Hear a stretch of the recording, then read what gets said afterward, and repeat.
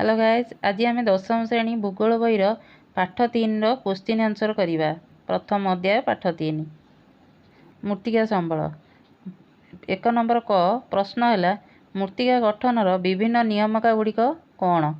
उत्तर तार 1 number point मृत्तिका गठन को प्रभावित करुवा मौलिक वस्तु गुड़ी मृत्तिका गठनर नियामक बा कारक बोली कहती। मृत्तिका गठनर कारक गुड़िक है शिलारेणु, जैवांश, जलवायु, भूपृष्ठर उच्चावच इत्यादि। सेकेंड पॉइंट मृत्तिका जो प्राथमिक शिलार सृष्टि हुए सही प्राथमिक शिला मृत्तिकार रंग, विन्यास, रासायनिक गुण, खनिज पदार्थ, जैवांशर परिमाण एवं भेद्यता को प्रभावित करिथाए।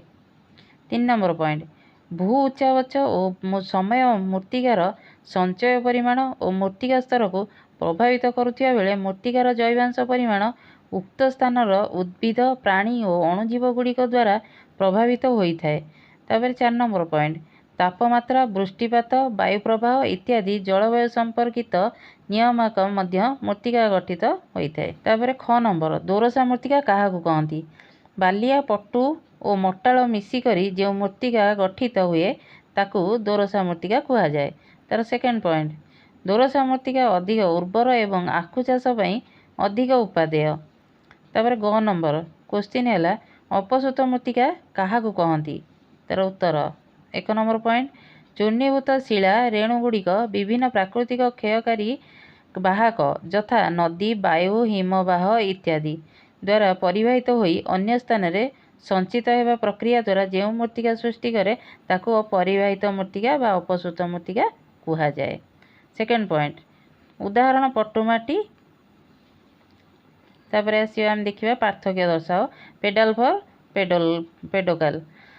पेडाल फॉर 1 नंबर पॉइंट देखिबा आर्द्र जलवायु अंचल रे अधिक वृष्टिपात फल मृत्तिकारु बाली, चूर्ण, पोटास, सोडियम, मैग्नेशियम आदि धातव लवण धोई हो जाए एवं लौह और आल्युमिनियम अधिक परिमाण रे रही जाए फल यह एक लवणात्मक और स्वल्प जैवांश विशिष्ट मृत्तिका होता है।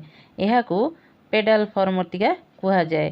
तार सेकेंड पॉइंट है यह एक लाल मृत्तिका भाव में दक्षिण भारत में विभिन्न आर्द्र अंचल में देखा जाए। तापर पेडोकाल तार 1 नंबर पॉइंट भारतर उत्तर पश्चिम अंचल में शुष्क बा अर्धशुष्क जलवायु जो कम वृष्टिपात होता है तेणु एठारे मृत्तिकार चूर्ण पदार्थ अधिक परिमाण में संचित होता है। यह कम अम्लीय किंतु अधिक क्षारीय होता है। यह पेडोकाल कहा जाए। उदाहरण तार सेकेंड पॉइंट है उदाहरण पार्वतीय मृत्तिका। तापर देखिबा ख नंबर खादर भांगर। खादर 1 नंबर पॉइंट है उत्तर भारत में गंगा नदीर समतल अंचल में देखा जाउथिबा नूतन पट्टु मृत्तिका को खादर कहा जाए। यार रंग अल्प कला। तार सेकेंड पॉइंट है नदी सज्जार प्लावन भूमि रे खादर मृत्तिका देखा जाए। एथिरे बाली अंश अधिक मात्रा रे रही थाए। तापर भांगर उत्तर भारत में गंगा नदी एवं ताहार उपनदी गुड़िक अववाहिक देखा जाउथिबा पुरातन पट्टु मृत्तिका को भांगर कहा जाए। यार रंग कला। तापर सेकेंड पॉइंट नदी रे प्लावन भूमि ठार बन्या जल पहुँचु नथिबा अंचल रे एही मृत्तिका देखा जाए। एथिरे माटी अंश अधिक परिमाण रे रही थाए। तापर कंकर तराई। कंकरर देखिबा उत्तर भारत में गंगा नदीर समतल भूमि रे केतेक स्थान रे चूर्ण गोड़ी मिशा मृत्तिका को कंकर कहा जाए। तापर तराई शिवालिक पर्वतमालार पाददेश दक्षिण रे थिबा सन्तसंतिया स्थान रे देखा जाउथिबा मृत्तिका को तराई कहा जाए। तापर रेगुर मृत्तिका, बरी मृत्तिका। रेगुर है 1 नंबर पॉइंट दाक्षिणात्य मालभूमि रे देखा जाउथिबा कृष्णकार्पास मृत्तिका को केतेक स्थान रे रेगुर कहा जाए। तबलाई यही मृत्तिका अत्यंत उर्वर। तापर बरी मृत्तिकार 1 नंबर पॉइंट केरल रे पीट और जलाभूमि मृत्तिका को बरी मृत्तिका कहा जाए।